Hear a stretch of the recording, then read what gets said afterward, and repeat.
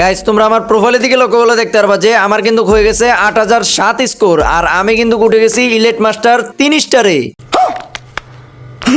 যেটাই হোক গাইজ, এখন যদি তোমরা আমার একটু নামের সাইডের দিকটা লক্ষ্য করো তাহলে তোমরা দেখতে পারবা যে আমি কিন্তু টানা 3টা বুইয়া করে ফেলছি। আর এই 3টা বুইয়ার মধ্যে থেকে আজকে আমি তোমাদেরকে একটা ম্যাচের ভিডিও দেখাবো। ওই ম্যাচের ভিতরে কিন্তু আমি মারাত্মক লিজেন্ডারি হ্যাকার লেভেলের গেম প্লে দেখাই দিই। আর এইটা বলতে না বলতেই দাও গাইজ, ফাইনালি ম্যাচের ভিতরে আসার পরে কিন্তু একটা প্লেয়ারকে আমি মেরে দিই। তারপর এইখানেও নাকি একটা প্লেয়ারকে নক করে দিই। এখন উপরে থেকে একটা প্লেয়ার ল্যান্ডিং করতেছিল, এই প্লেয়ারকে মারতে যে আমি নাকি হয়ে গেলাম